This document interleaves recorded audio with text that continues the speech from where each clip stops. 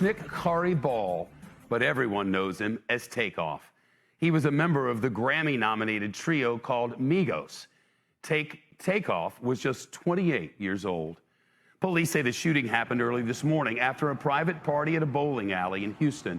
They say they haven't arrested any suspects so far. Hey, what's going on, my good people? Y'all know I had to come back and give y'all this story about TakeOff. Listen, this was one of my faves. And now we got a king gone too soon. This is a tragedy. TakeOff grew up in Gwinnett County in Atlanta. And when he started his rap career, he did it with his family. Quavo, Offset. These men are family. And they did their thing. They was known for the walk it, talk it, you know. And then, of course, my theme song, Bad and Bougie. I love that song. You know, I respected these men and what they had to offer in the music world. When Offset left the group, Quavo and TakeOff, they did their own thing, releasing the album just this year on October the 7th called Only Built for Infinity Links. In the weeks leading up to TakeOff's death, he is being remembered throughout social media for a statement that he made on Drinks Champ podcast on October 21st, 2022. You know, I'm chill, you know what I'm saying, laid back, but it's time to pop it, you know what I mean? I mean, time to give me my flowers, you know what I mean? Right. I don't want them later on when I ain't here. God damn it. Now that's some real shit right there. Don't wait till I'm dead and gone to give me my flowers. Give me my flowers right now. And as profound as that may seem, TakeOff, he made a few statements within that interview that struck me, you know, that hit me. It made sense to me. Like this one. Life like a movie, you know what I'm saying? Like a book. Like I said, like people that's in the first scene or this first chapter, the second chapter, they ain't meant to be in the whole entire, you know what I'm saying? They part of your history. And that's just how life goes. Some people don't understand it, you feel me? It's just with any situation, so it's part of the history and people not meant to be there the whole time, regardless, speaking of this situation, any situation. That's just how life go. Life is like a movie. That's what I believe. I believe we live in chapters. And every year it's a new chapter. No one knows how long their movie is going to be or how many chapters they'll have to complete their book. And trust me when I tell you, everybody that you meet along the way, whether it be family or friends, everybody is not going to make it to the end of your book or your movie.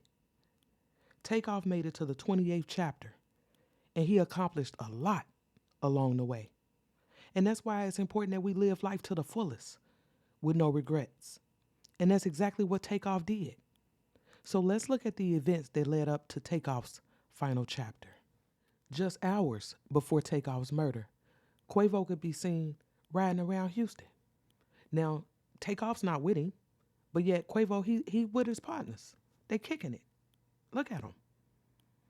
And later on, him and Quavo did, however, go to a place called 810 Billiards and Bowling to attend a private party. And that's where things get a little shaky. Now, it was reported that after the party, Quavo got into it with another guy. And they had this heated argument. Some people were saying that it was over a dice game. I don't know for sure. I don't even know. But we did hear Quavo in part of this argument.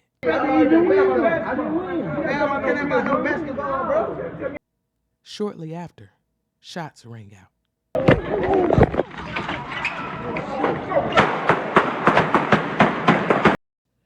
Everybody, including TakeOff, who allegedly had absolutely nothing to do with this beef, they took off running when they heard the gunshots. And I got this still shot right here, and this is the back of TakeOff. He's in the white shirt, long dreads. At first glance, when I looked at this, near his elbow on his left arm, it looked as if, I don't know if that's blood. Was he already hit at that point? I mean, it could be his hair. I'm not really sure. What y'all think about that?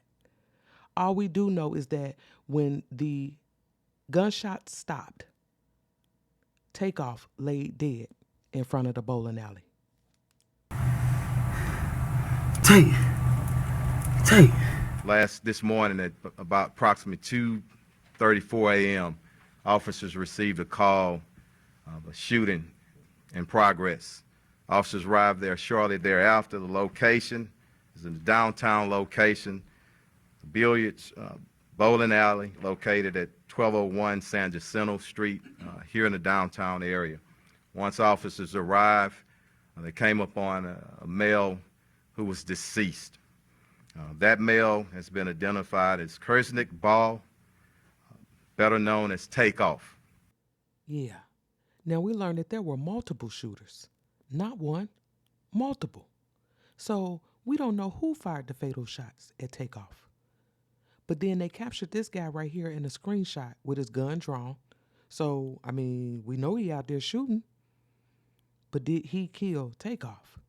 Now, they put this picture out of this guy right here. And allegedly, he's one of the shooters. And again, I don't know for sure. But what I do know is TakeOff died at the scene. And at one point, Quavo and them tried to move him, trying to help him. Can you imagine how Quavo felt at this moment? Even an off-duty nurse showed up on the scene trying to help TakeOff. A nurse who tried to help rapper TakeOff after he was fatally shot this week in Houston says it was too late to save him. His head was this way and up, and his eyes were rolled back and fixed. And I saw a pile of blood behind his head. TakeOff was in bad shape, y'all, and she couldn't save him. No one could save him. And let's not forget, there were 2 other people shot out there. 1 female, 1 male. Now, it was reported that one of the other guys that was shot out there was Quavo's assistant, a guy that goes by the name of Joshua. So he didn't die though. Okay, so I'm hoping he was able to speak with police, give some details to help catch TakeOff's killer. Now, there was a guy killed over the weekend that goes by the name Lil Cam. And people are speculating that he was the shooter. Now, understand this. The police have not come out and confirmed this. This didn't come from the police, as far as I know. So I don't know what's going on with that. Okay? But there was a person who came out over social media giving details of what happened that night. In this post, it says, so Quavo was shooting dice and he was getting his pockets broke off bad. So dude had attitude and he tried getting aggressive with the wrong mob ties dude. And dude got on his ass. Then somebody they was with jumped up, and that's when everybody bunched up. Then shots just started ringing. But they were coming from somebody Migos was with. But he was shooting wild and he hit TakeOff on accident. And the other dude started shooting back. And I think he got hit again, but ultimately his own dude killed him. Because when he got hit the first time, I seen his body just drop. Quavo was plexed up over some small shit. It really wasn't worth it. TakeOff was the coolest, quietest dude in the room the whole time. That spoke volumes. It's a sad situation. You know, even this eyewitness is telling us that TakeOff lost his life over some shit that had nothing to do with him. Nothing. We lost a king for nothing. He was just in the wrong place at the wrong time. Let me speak to the human element first before we do anything. I spoke to this young man's mother just an hour ago. Flew in here from out of town. I want everybody to understand the pain, the suffering of a mother.